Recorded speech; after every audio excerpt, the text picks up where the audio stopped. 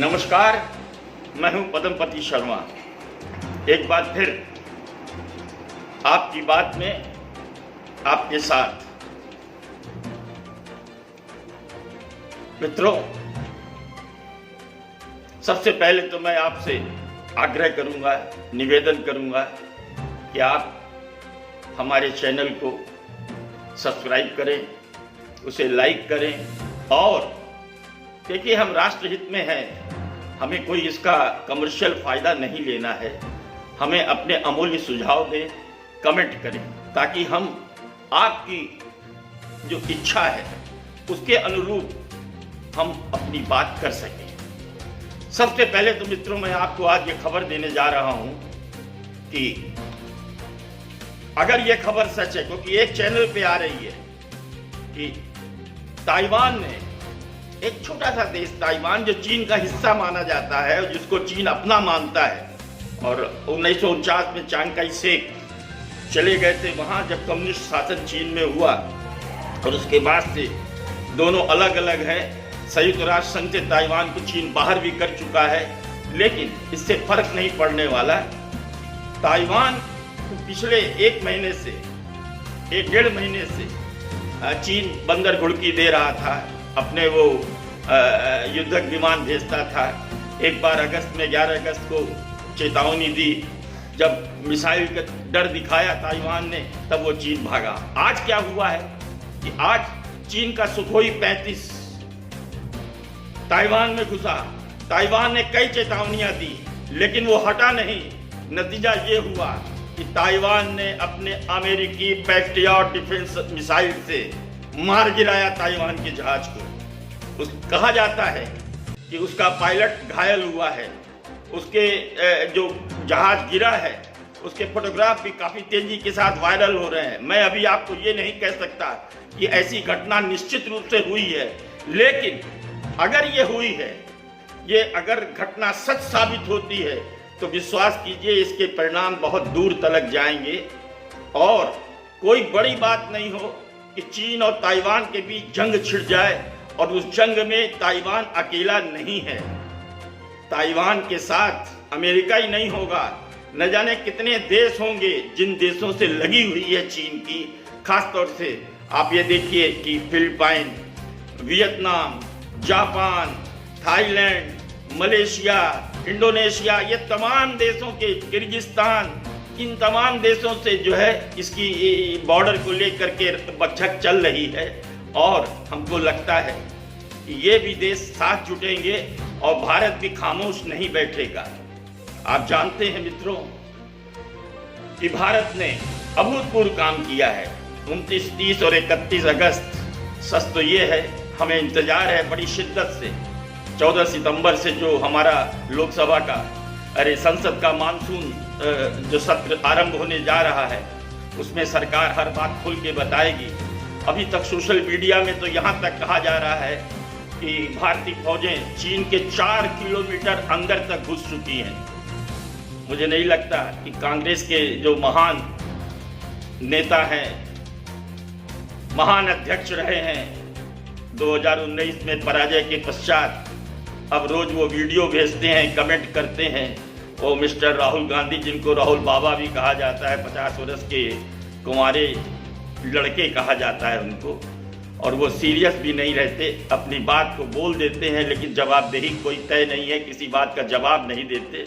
वो लगातार भारत को कोस रहे हैं चीन के मुद्दे पर, और मुझे लगता है कि उनकी जबान अब खामोश होनी चाहिए। हालांकि कांग्रेस के और बड़े मूर्धन्य नेता जो वास्तविकता को समझते हैं, वो खामोश हैं, वो चुप हैं, और मौनम स्वीकृति लक्षणम, यानी कि वो भारत सरकार के साथ हैं, एनडीए सरकार के साथ हैं। सच्चाई ये है कि ये 3 जो मैं आपको बता रहा था 29-30 अगस्त को, भारत ने चीन के आक्रमण का जवाब प्रत्याक्रमण से ऐसा दिया कि आज की तारीख में पैंगोंग झील जो है, उसके चारों ओर की जो पहाड़ियां हैं, उन पहाड़ियों पर ऊंचाई वाले स्थान पर भारत ने कब्जा कर लिया है। उसमें कितनी चोटियां ऐसी हैं जो 1962 में चीन ने हमसे छीन ली थी, और उनको फिर से हमने पा लिया है। और आप विश्वास कीजिए कि जिस दिन ये घटना होती है 1 तारीख को 2 तारीख को जब बयान आते हैं तो एक दिन में 5 बयान चीन के, और चीन अब कह रहा है, जो चीन कहता था कि नहीं हम नहीं घुसे हैं, अब वो चीन कह रहा है कि भारत अपनी आक्रामकता छोड़े, भारत ने हम पर आक्रमण किया है। अच्छा लगा सुनने में।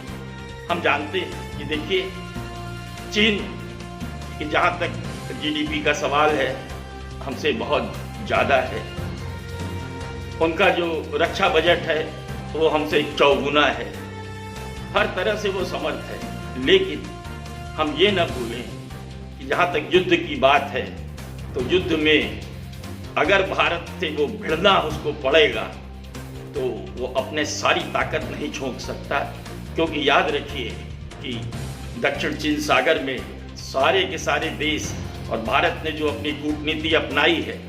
और आप लोगों को दोस्तों एक बात और बता दूं कि अमेरिका, जापान, ऑस्ट्रेलिया और भारत एक ऐसा समूह बना रहे हैं जो नाटो की तरह से होगा। यानी कि ये चीन को साफ साफ इशारा है, उस चीन को जिस चीन ने अभी कहा था भारत से कि हमसे युद्ध मत करना, ने 1962 में भी बुरी हालत कर देंगे क्योंकि तुम्हारा अमेरिका साथ नहीं देगा। उसी के जवाब में एक ऐसा ये समूह बन रहा है जो नाटो की तरह होगा और जो मिल करके लड़ाई लड़ेगा। और इस समय पूरी दुनिया को चीन को पस्त करना है, क्योंकि हम ये ना भूलें कि आज जो दुनिया की आर्थिक स्थिति एकदम जमीनी सतह पे पहुंच गई है, द लोएस्ट सरफेस, उसके पीछे अगर कोई एक कारण है वो है कोरोना वायरस, जिसको कि फैलाया। मैं तो इसे चीनी वायरस इसलिए कहता हूं कि अगर तुम्हारे देश में फैला तो तुम्हें कम से कम इस तरह से एहतियात बरतना था कि वो कहीं बाहर नहीं जाता, लेकिन तुमने तो उसको घूम घूम के दुनिया में बांटा। और आश्चर्य है कि शंघाई जो तुम्हारी माया नगरी है वहां कुछ नहीं हुआ, बीजिंग जो तुम्हारी राजधानी है वहां कुछ नहीं हुआ, और पूरी दुनिया तबाह हो गई, उसकी अर्थव्यवस्था तबाह हो गई। और तुम आज भी प्लस में हो, तुम्हारी जीडीपी 3 पॉइंट में है और बाकी की माइनस में चली गई। ये कैसे संभव है? लेकिन ये बात पूरी दुनिया देख रही है और आज विश्वास कीजिए कि दुनिया चीन के साथ नहीं भारत के साथ खड़ी है। हर कोई ये मान रहा है कि चीन ने भारत के प्रति आक्रामकता दिखाई है, उसका हमलावर रुख है। भारत ने उसका मुंहतोड़ जवाब दिया जो अभी तक नहीं देता था। अभी तक तो है करता रहा, घुटनों के बल नजर आता था।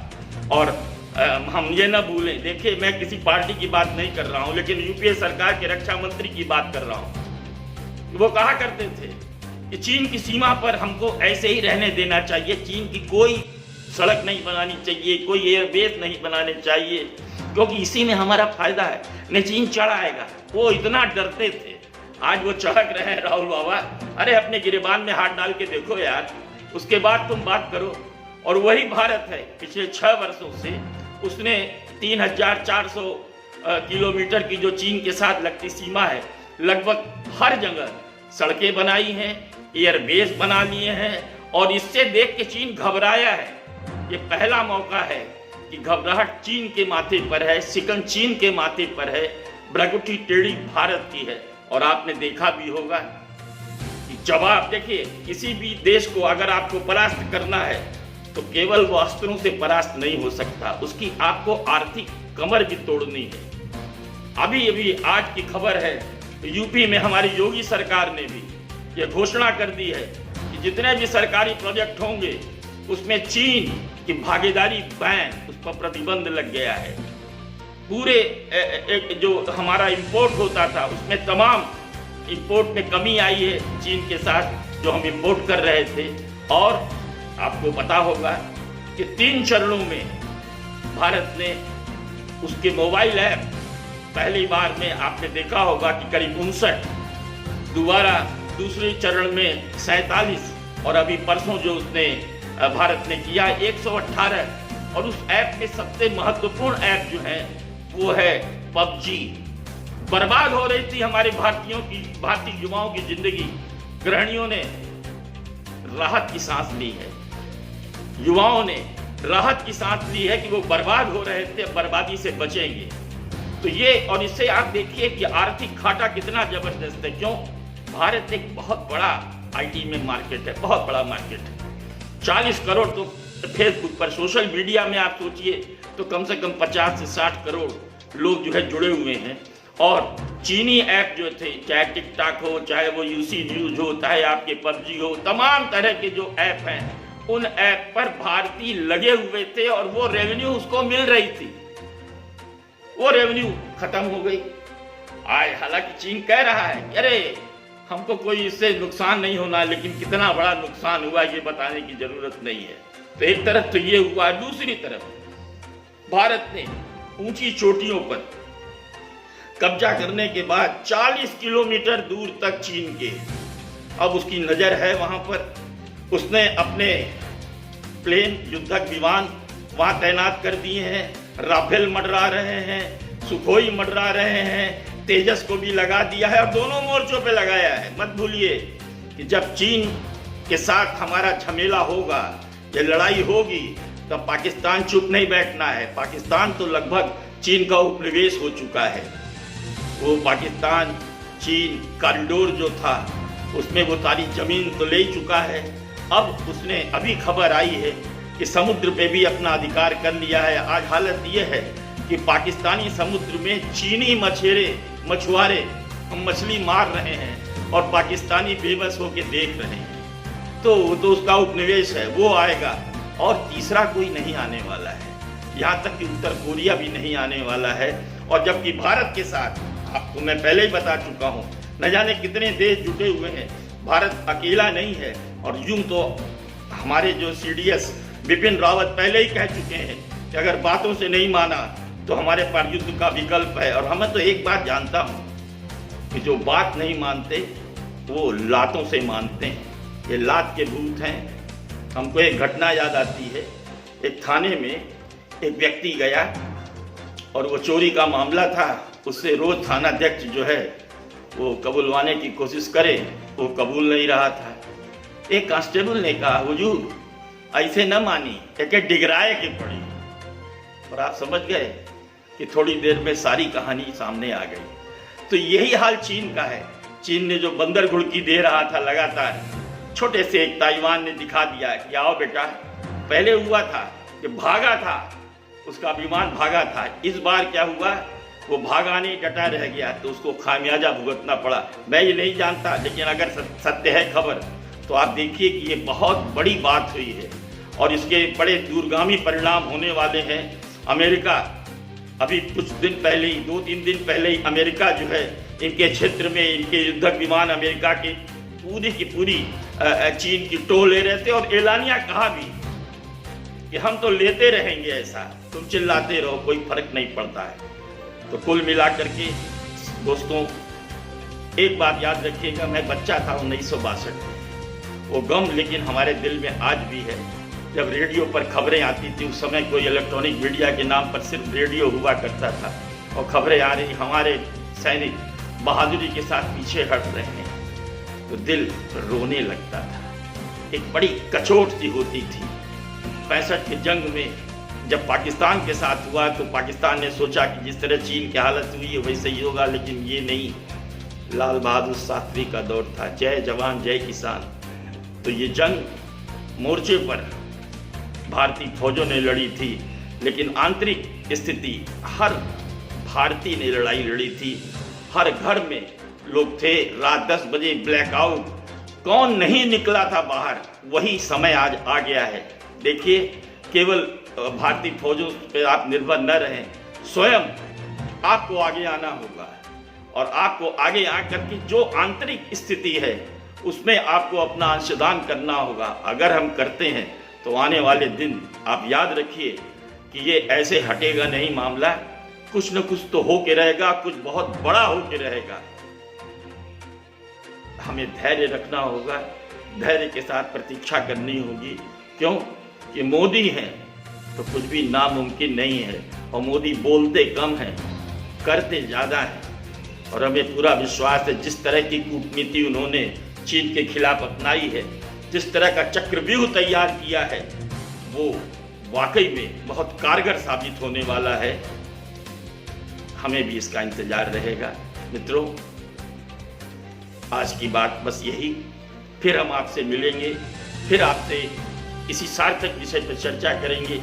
लेकिन चलते चलाते एक बार फिर कहूँगा कि आप हमको लाइक कीजिए, हमारे को सब्सक्राइब कीजिए, हमें कमेंट भेजिए, अपने अमूल्य सुझाव भेजिए। आपका हमेशा स्वागत है। हम सुधार करते रहेंगे। हम देश के लिए हैं, हम पैसे के लिए नहीं हैं। अब हमें पद्मपति शर्मा को आज्ञा दीजिए। नमस्कार, सत श्री अकाल।